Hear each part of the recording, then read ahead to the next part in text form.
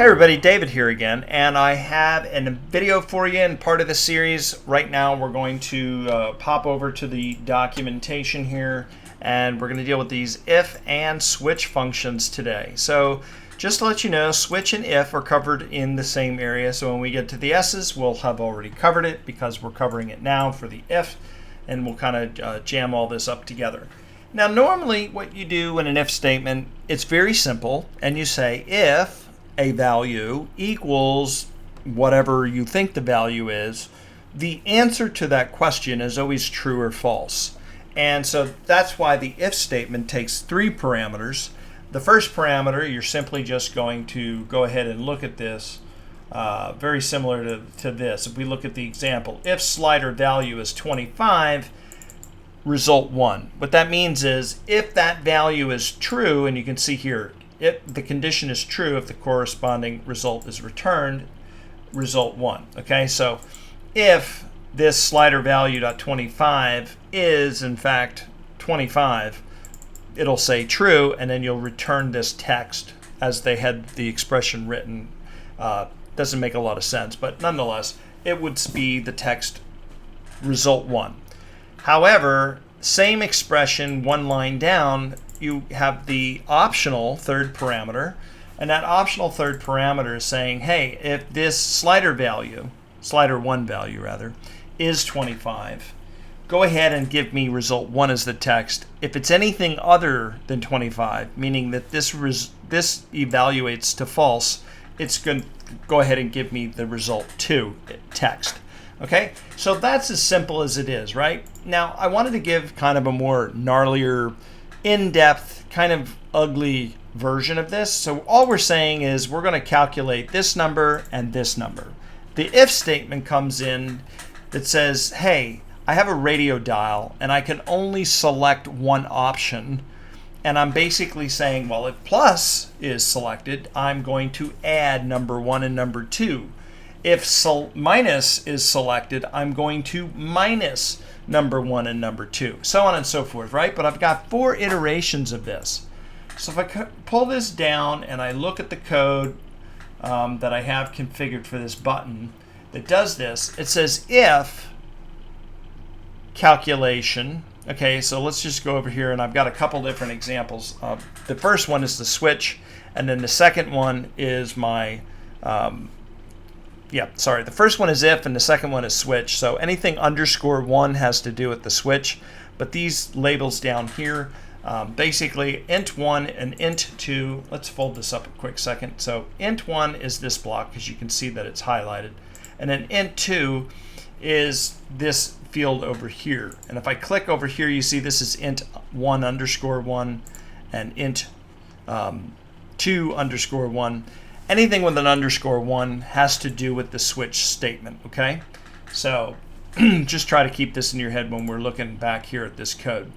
And so what I'm saying is, if, and by the way, this radio dial is called calc, and again, for the switch, it's calc _1.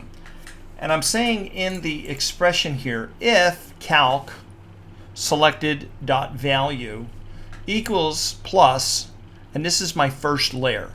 Then I'm going to set a variable called total sum. And I'm setting this variable depending on if it's one thing or the other thing or the other. I don't provide a default here. And the reason I don't provide a default because there will only be one value. Okay?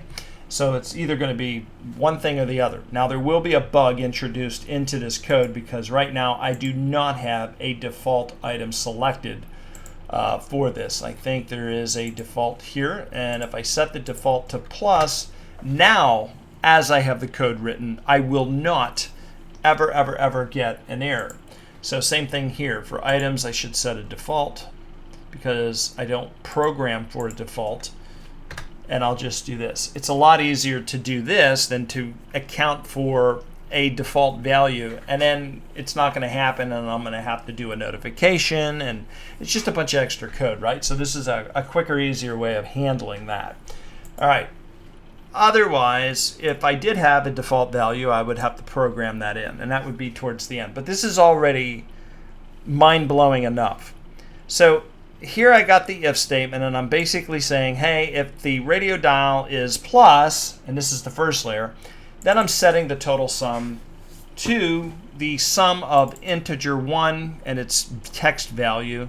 And the reason I have a text value and I'm not in code explicitly converting this string to an integer, if you've caught that, what I did do is on the field I did something extra. Format, by default it's set to text, but I am limiting the input to integers or numerical values only. That saves me from having to cast type a string into an integer in code. So just know that you can do that. Anytime you can flip a switch like this to make your life easier to write less code, always a good thing. Okay, so that being said, back to the code again. Sorry, I keep having to digress, but I wanted to make sure that for each and every one of you, you all are different levels of observation and may have questions accordingly. As a result, here we got if, again, this is a secondary one. Now, I want to preface this by saying this normally would be the default value, okay? And so what's going on here is I'm saying, if this is true, do this. And then for the default value, I'm just nesting in another if. So it's never really going to be default. So at each one of these levels, I'm saying, okay, well, if this one's not true, then I have to assume that this is going to be the false. And instead of doing a false, I just simply do another if. I'm nesting an if, nesting another if, and I'm doing it first layer, second layer, third layer, fourth layer for plus, minus, division, and multiplication and then division. Now, I kind of sort of lied. There is this like default value here because if none of these evaluate, it's just going to wind up being blank. But nonetheless, I did not want this to fire, so again, just like I said, just provide a default value for your radio. That way you account for each instance. This is only applicable here. This has nothing to do with switch and or if. Kind of consider it bonus. All right, so this is essentially how this works. And so if we test this and we can look at number 15 plus number 15, we should get a value of 30.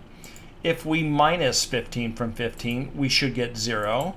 If we bump this up 1, we'll get negative 1 because we're taking 16 away from 15. So it will go negative. All right, so this is always going to fire off the way that it's going to fire. Now, we still have an opportunity for an error, but it just says, I see this is math. There's a blank or null value. So null is 0, essentially, and 0 minus 0. You can divide 0 by 0, and now we get this error. Okay, so just to let you know that this is the only opportunity for error in this use case. So make sure you test your code because there's always a snake in the grass ready to pop up. And most people would have tested this one and this one and this one and probably given up. Oh yeah, this works just fine. Or just tested the first one or the first and the second one. Make sure, guys, you're checking your code. Every single piece of it, right? And so anyway, you got to think ahead of time. How are their users going to screw this up? What are they going to do that you're not counting on? And you need to go through the gamut to make sure that your manual test cases and or your automation test cases go through this whole thing for you. All right, but I've digressed again. Here we go, and now we're going. Now I got this error. Let's change this very quickly to get rid of it because I don't like seeing errors. All right, so here is a switch statement. Way cleaner. Now, again, remember, everything I'm referencing in code is the _1. Let's pop this code down. Look how much cleaner this code is. So the switch statement basically just says, and again, if we just pop up this, the switch, we're saying is, what is your switch? Okay, the switch is like the master. Think of a switch like a master switch. In this case, the master switch is this calc _1. And the master switch, you can see I'm using the calc _1, its selected value. And I'm saying is, here's the thing that's going to change because it's my master switch. And now the switch selection, if it's plus, do this. If it's negative, do this. So it's evaluation, and if it's true, do this. Now, the final one, I could have set a default one. We can do blank again. If I wanted to do, do that. And now this is valid code. This is my default. And same thing with the division. If I don't put a value in here, then I'm going to get an issue and or an error. So I would have to write additional error handling for the switch and the if statement if this is the way that it is. Now, for those of you that are super advanced looking for extra information, or maybe you're just checking this video out and you already knew all of this and you're ready to send me some hate comments or mail, hey dude, you could have done this. I'm about to cover that. So let me circle back. Let's go back to the if. Did you know that if statements can be written like a switch statement? And in preparation for this side of the argument, see, I'm always trying to think as much ahead as possible. I'm not perfect. I don't do it all the time, and I make a lot of mistakes. But I did try to think ahead on this one. So here is an alternate switch statement. I am going to copy this piece out here. We're going to bring this up here. And let's, you know what, let's just do this. I'm going to bring all of this up to the top. And we'll comment the rest of these guys out over here. And let's bring this up. All right, let's look at this. So the first if statement is just like we've always done. We say if this equals, and then we say, you know, whatever its value is, the result. All we do is take this line of code like a switch statement, and we just repeat it again and again and again and again for each of the cases. If you come from a programming language, a case statement and a switch statement are identical in terms of, you know, what it is or how they kind of operate and function. So case statement, switch statement, if you're, depending on the language you come from, they're one and the same. All right, so you can write your if you're looking at this, very much the same way. It's a little dirtier in that you have to write out something equals something, whereas the switch was a little bit cleaner in that we don't have to provide the does it equal portion. Like, I don't have to do this each and every time, and that's kind of the beauty of a switch. We're just saying, hey, whatever this value equals, and then I'm going to throw stuff at the wall to see what sticks. If this sticks, great. If this sticks, great. But only one of these rows or lines are going to stick, and if none of them stick, then you're going to get to your default value that's going to shorten up. So me personally, I always prefer a switch statement or a case statement. But for those of you that, you know, now that you can do this type of an if statement, because before, in some languages, you have to do it this way. These gnarly, nasty, confusing ifs that are nested inside of an, you know, anyway, this is ugly code. This is hard to follow.